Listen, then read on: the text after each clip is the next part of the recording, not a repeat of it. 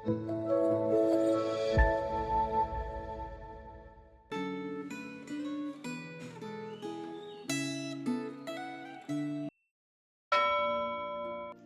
Bapak Ibu Saudara sekalian, mari kita berdoa sebelum kita merenungkan firman-Nya. Tuhan, kami memerlukan firman-Mu di dalam hidup kami untuk menuntun kami di dalam menjalani kehidupan ini berkenan kepada Tuhan. Serahkan waktu ini, mohon berkat Tuhan. Di dalam nama Tuhan Yesus kami berdoa. Amin. Pembacaan kita sampai kepada Yehezkiel 25, saya akan membaca ayat 1 sampai 4. Datanglah firman Tuhan kepadaku, hai anak manusia, tujukanlah mukamu kepada Bani Amon dan bernubuatlah melawan mereka. Katakanlah kepada Bani Amon, dengarlah firman Tuhan Allah.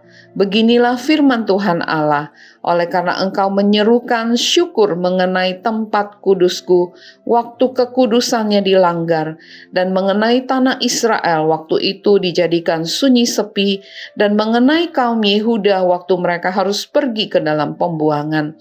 Oleh sebab itu, sungguh aku menyerahkan engkau kepada orang dari sebelah timur menjadi miliknya.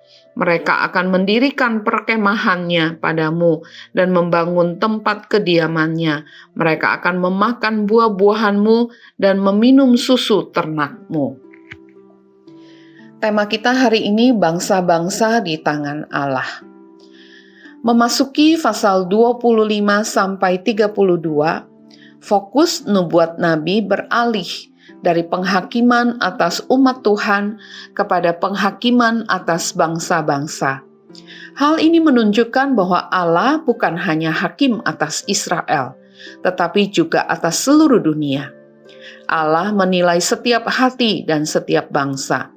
Bangsa Amon ayat 1-7, Moab 8-11, Edom 12-14, dan Filistin 15-17 dihakimi bukan sekedar karena tindakan lahiriah, tetapi karena sikap hati mereka terhadap umat Allah.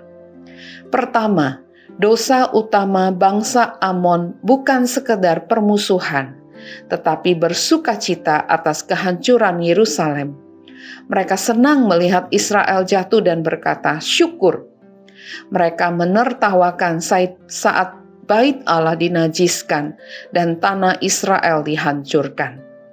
Tindakan mereka menunjukkan kebencian terhadap karya Allah dan ketiadaan belas kasihan terhadap penderitaan umatnya.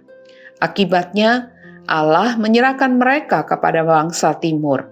Mereka yang bersorak atas kehancuran orang lain akan mengalami kehancuran mereka sendiri.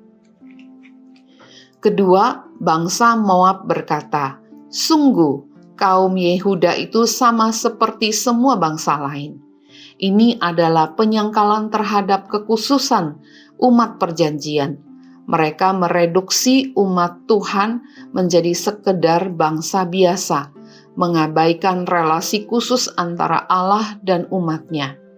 Secara teologis, ini adalah penolakan terhadap karya pilihan Allah dan penyangkalan bahwa Allah bekerja secara unik dalam sejarah Israel. Allah menghakimi mereka dengan membuka wilayah Moab kepada para penakluk supaya mereka mengakui Tuhan Allah. Ketiga, bangsa Edom mewarisi kebencian Esau kepada Yakub. Iri, dendam, dan permusuhan turun-temurun akhirnya meledak menjadi kekerasan ketika Yehuda jatuh. Dikatakan bahwa Edom membalas dendam dengan hati penuh kebencian. Edom melambangkan kebencian yang dipelihara dan dendam yang diwariskan. Tuhan menolak kekerasan seperti ini. Dendam turun-temurun dan pembalasan yang tak berkesudahan. Allah menyatakan bahwa Ia sendiri akan membalas Edom.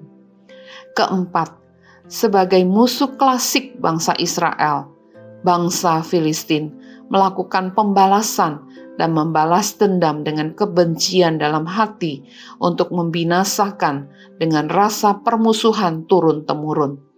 Ini adalah kebencian yang terakumulasi dan keinginan untuk melenyapkan umat Tuhan. Akhirnya Allah akan menghakimi kekerasan yang melampaui batas manusiawi. Baik Israel maupun bangsa lain sama-sama bersalah. Karena itu, tidak ada seorang pun yang dapat berdiri dengan kesombongan di hadapan Allah.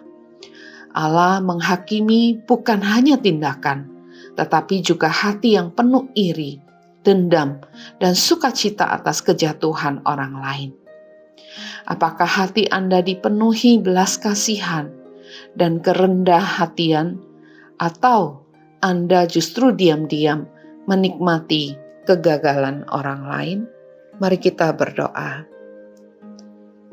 Ingatkanlah kami ya Tuhan, apa yang kami pikirkan, apa yang kami simpan di dalam hati kami, walau tidak terlihat oleh orang lain, tapi Tuhan Engkau melihat dan Engkau menilainya.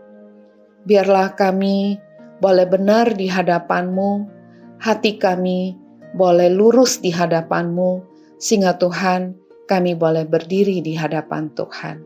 Selidikilah kami ya Tuhan, bersihkanlah hati kami. Di dalam nama Tuhan kami Yesus Kristus, kami berdoa. Amin. Tuhan memberkati kita semua Bapak Ibu Saudara sekalian.